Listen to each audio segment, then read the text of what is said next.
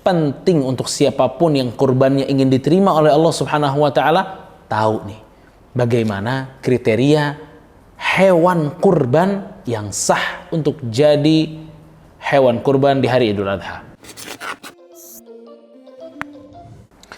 Bismillah, walhamdulillah, wassalatu wassalamu ala rasulillah, amma ba'd. Teman-teman qalbi, barakallahu fikum. Kita masih berbicara tentang kurban. Tapi yang kali ini saya akan membicarakan tentang keabsahan agar ibadah kita tuh sah. Karena gini, kalau kita ingin ibadah kita diterima oleh Allah Subhanahu wa taala, itu memerlukan dua syarat. Yang pertama, kita harus melakukannya dengan keikhlasan, ketulusan. Setelah kita memiliki ketulusan dan keikhlasan dalam beribadah, kita nggak bisa beribadah dengan metode kita sendiri, dengan cara kita sendiri. Tapi kita harus beribadah sesuai dengan apa yang Allah perintahkan kepada kita. Makanya penting untuk siapapun yang kurbannya ingin diterima oleh Allah Subhanahu wa taala tahu nih bagaimana kriteria hewan kurban yang sah untuk jadi hewan kurban di hari Idul Adha. Syekh Shalih Ibn Utsaimin rahimahullahu taala, beliau menyebutkan kurang lebih ada 6 atau 7 kriteria hewan kurban agar sah. Pertama, hewan kurbannya itu harus hewan ternak. Apa tuh hewan ternak? Apa saja tuh hewan ternak? Kalau kita bilang di Indonesia ini hewan ternak tuh banyak. Ada kambing, ada sapi, ada kerbau, ada ayam, ikan juga diternakan semuanya. Apakah itu semua bisa untuk menjadi kurban kita? Jawabannya tidak. Hewan kurban yang dimaksud oleh Allah Subhanahu wa taala tepatnya pada surat Al-An'am ayat 34, yang pada saat Allah mengatakan walikulli ummatin ja'alna mansakan liyadhkuru ismallahi ala ma razaqakum min bahimatil an'am fa ilahukum ilahun wahidun falahu aslimu wa basyiril mukhbitin. Allah mengatakan, dan setiap umat telah kami syariatkan penyembelihan hewan kurban supaya mereka menyebut nama Allah terhadap binatang ternak yang telah Allah rizkikan kepada mereka. Binatang ternak yang dimaksud di situ adalah binatang ternak yang memang ma'ruf di tanah Arab waktu itu. Apa itu? 3 hewan saja. Unta, sapi, dan kambing. 3 aja. Maka kita nggak boleh menyembelih di luar 3 hewan ini. Unta, sapi, atau kambing. Beberapa orang nanya, kalau kerbau gimana tuh? Tergantung. Ditanya sama ahli kerbau dan ahli sapi itu. Apakah kerbau itu masuk bagian sapi atau tidak? Kalau kerbau itu hanya jenis lain dari sapi, maka boleh. Tapi kalau kerbau itu jenis yang berbeda dengan sapi, maka tidak boleh. Karena terbatas 3 hewan ini saja. Itu yang pertama. Yang kedua, hewan kurban itu agar sah, selain dia itu harus hewan ternak 3 tadi, harus masuk kepada umur yang diperbolehkan dalam Islam. Bagaimana umurnya? Rasulullah SAW pernah bersabda dalam hadis riwayat Muslim, la tadhbahu illa musinnah illa an tu'assara alaikum fatadhbahu jaza'atan min ad-dha'n. Kata Rasulullah SAW, jangan menyembelih kecuali yang sudah musinnah. Apa tuh musinnah?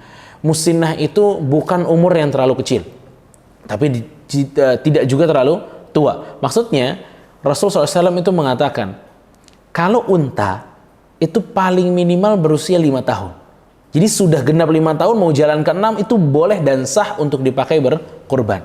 Kalau sapi minimal berusia 2 tahun. Jadi sudah genap 2 tahun, mau jalan ke 3, itu sah untuk dijadikan kurban. Kalau kambing minimal usia 1 tahun. Jadi sudah genap 1 tahun, maka mau jalan ke-2, itu sah. Kalau tidak dapat, kata Rasulullah SAW, boleh domba yang berusia 6 bulan. Domba berusia 6 bulan. Kalau kambing dan domba yang di atas 1 tahun tidak didapatkan, maka cuma boleh domba kambing nggak boleh 6 bulan. Bolehnya cuma dombanya aja yang 6 bulan. Dan ini merupakan aturan dari Allah Subhanahu wa taala dan Rasulullah SAW. Ingat teman-teman qalbi dimanapun antum berada, ini kita berbicara tentang hewan kurban, bukan hewan yang kalau kita potong terus kita mau makan di luar kurban, sah-sah aja. Kalau antum misalnya mau menyembelih kambing yang berusia 6 bulan, sah-sah aja. Sapi umurnya 1 tahun mau disembelih, sah-sah aja. Unta di bawah 5 tahun, sah-sah aja, gak ada masalah. ya. Tapi yang untuk kurban, khusus untuk kurban, dia ada kriteria sendiri karena ini ibadah lillah untuk Allah Subhanahu wa taala. Kriteria yang ketiga, tidak ada cacat yang membatalkan kurban tersebut.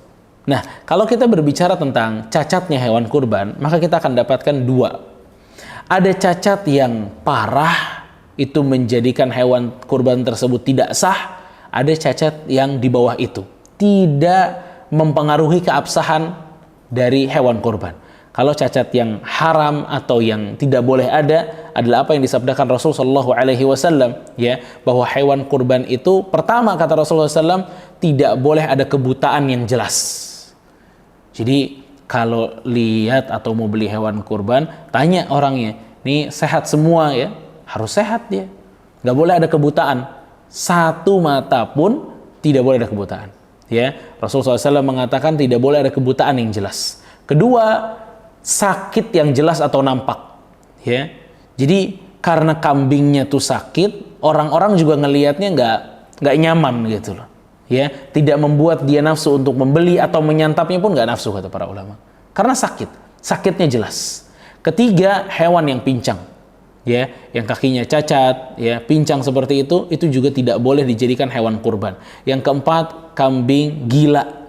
Ya, kambing yang gila yang biasanya umurnya udah mulai tua, itu akan terjadi gangguan kegilaan, ya. Nah, itu 4 kriteria yang tidak boleh ada pada hewan kurban kita, ya. Hewan kurban. Jadi nggak boleh ada buta 1 nggak boleh, bagaimana buta 2? Itu lebih nggak boleh lagi, ya. Atau sakit yang nampak atau yang jelas kelihatan kambingnya ini sakit, kakinya bermasalah, pincang, tidak bisa berjalan dengan baik, atau ada kegilaan, ya. Dan penyakit-penyakit yang semisal, penyakit parah yang semisal, ya, atau yang lebih parah dari apa yang disebutkan oleh Rasul Shallallahu Alaihi Wasallam. Adapun di bawah itu ada cacat-cacat itu yang makruh, tidak sampai haram. Seperti apa contohnya? Misal tanduknya terpotong misalnya. Itu tidak mengganggu keabsahan karena itu termasuk cacat yang ada di bawah haram, yang makruh. Ya, kalau Anda bisa mendapatkan yang lebih sempurna itu lebih baik. Karena Rasul Shallallahu Alaihi Wasallam menyembelih kambing yang ada tanduknya, yang warnanya saja bagus. Jadi memang yang paling disukai kambing itu kambing yang bersih dari cacat.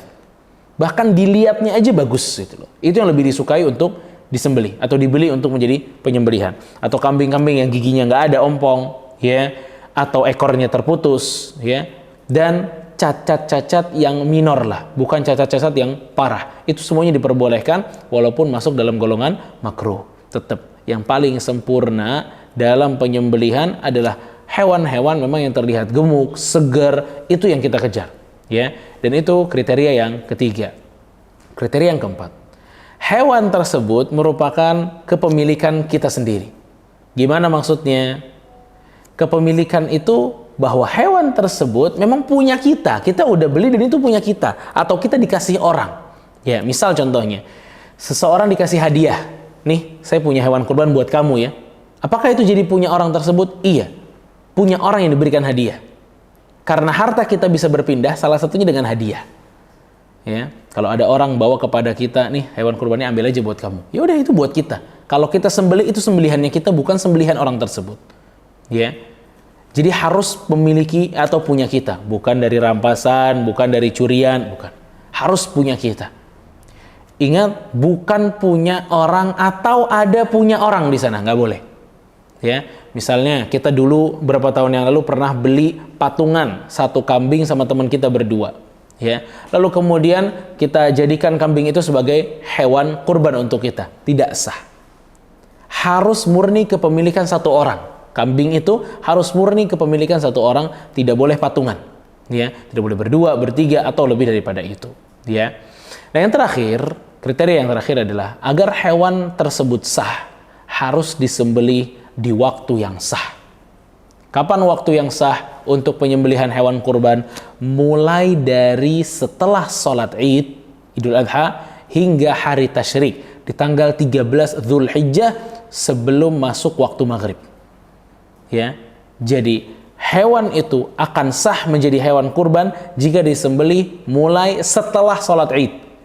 Tidak boleh sebelum sholat Id. Dalam artian, kalau ada yang habis subuh aja deh nyembelihnya, tidak sah nyembelihnya. Bahkan di waktu itu, di zaman Rasulullah SAW, terdapat seorang sahabat yang menyembelih sebelum sholat Id. Apa kata Rasulullah SAW? Syatuka syatu lahmin. Kambing yang kamu sembelih itu bukan kambing kurban, kata Rasulullah SAW. Ya, bukan kambing kurban. Mengapa? Karena tidak sesuai dengan syaratnya. Syaratnya adalah harus disembelih, mulai sembelihannya di setelah sholat Id, di hari Idul Adha. Besoknya masih boleh, besoknya lagi masih boleh, besoknya lagi masih boleh. Ya, jadi setelah sholat Id masih ada 3 hari waktu untuk kita menyembelih hewan kurban. Ya, jadi harus diperhatikan dan gak mesti kita di tanggal 10 Dzulhijjah, bisa di tanggal 11, bisa di tanggal 12, bisa juga di tanggal 13. Semoga bisa memberikan pelajaran kepada kita semua. Wassallallahu ala nabiyina Muhammad wa ala alihi wa sahbihi ajma'in.